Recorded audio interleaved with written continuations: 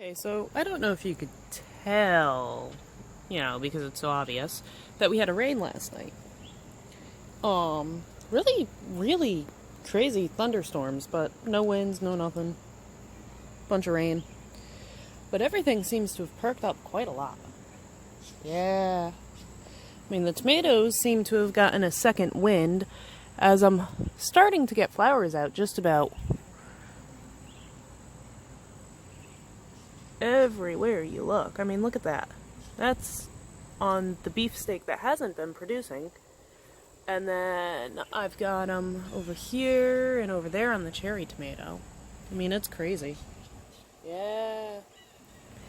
The jalapeno is even starting to put flowers out again. And it had just slowed down. So I'm going to be overloaded in jalapenos yet again. And probably have to pick some more off so that I don't get this happening. I mean, they're still turning red and everything. And then the Cubanelle. Let's talk about the Cubanelle. I showed you the massive flowers I'm getting on the Cubanelle. Well, I got two more over there. I've got another one over here. I've got this one right over here. But I've also got several decent size Cubanelle peppers on it. And one gargantuan. Yeah. And then back to the bell pepper. Been showing you updates of this bell pepper as it's growing. I don't know if I got autofocus. I got water on my screen, so it's going to keep going out of focus. I do apologize. I'll try and fix it as best I can. But I've been showing you this pepper as it's been growing. Well, if you come down from that pepper, I mean, I've got lots of flowers about to open up there. You come down to the fork and you come up this way,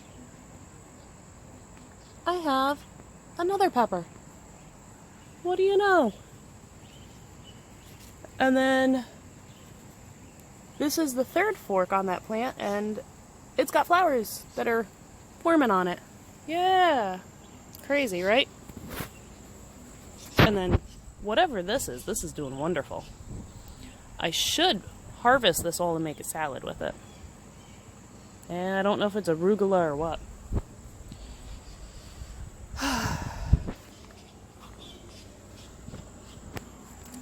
And there's the gargantuan flower from yesterday. And it appears that it has been pollinated. The flower's falling off and the pepper's coming out. Yeah. Here's the bell pepper flower.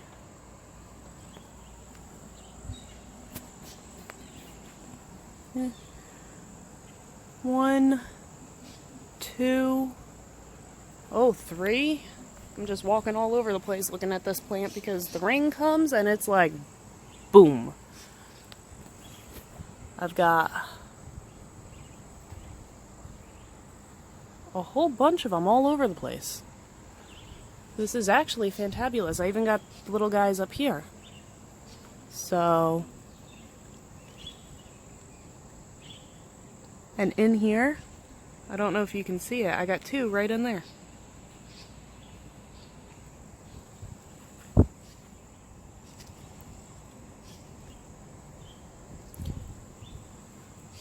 So, I mean, it puts out late, but boy, it's putting out almost as good as the jalapeno. So, maybe it'll put out a lot better next year since I'm planning on taking it in if it makes it through the winter. I only have a T5 light from a fish tank, so we'll see. We'll see if it works. And then this vine came crashing down. Yeah. Gotta get that back up. Otherwise it's really gonna start pulling with this guy. But, yeah. A lot of them actually came down because I've been trying to straighten this pole out because it keeps going off to the side. And I've been pinching tendricles as I do. But, yeah. I should really get the ruler out here and measure this massive thing. See, that's about 4 inches, 8 inches, 10 inches. It's about 12, 11 inches long if you straighten it out. This one is actually making a full circle. And I have new growth coming out where it's hanging off.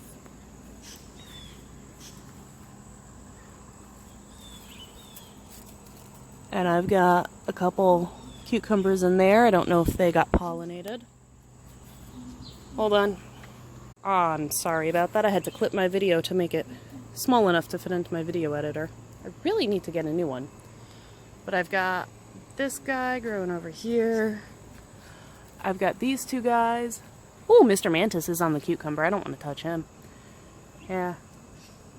Got this cucumber that Mr. Mantis is on. And then I've got the little guy next to it. And down here, look at this one. Yeah, look at it. It's amazing. So, I'll be right back. The neighbors are walking up to me, probably wanting to see if my baby can play.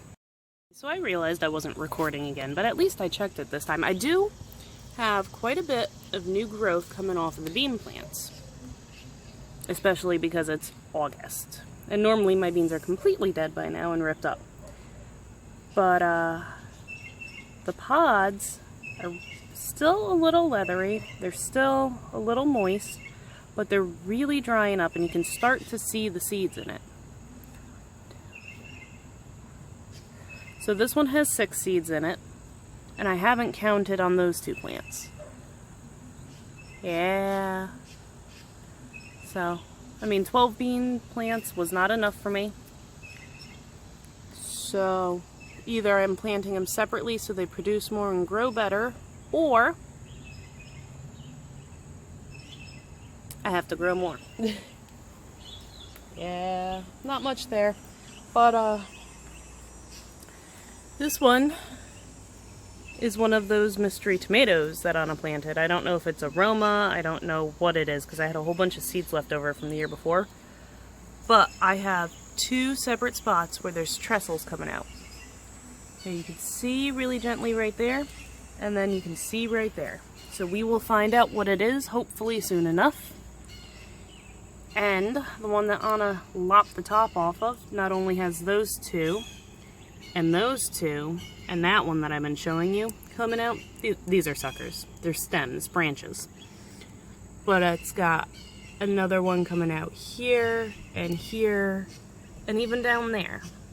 So it's everywhere. Well, even way down there. So it's everywhere that there was a leaf, plus a couple on the bottom, which is pretty cool.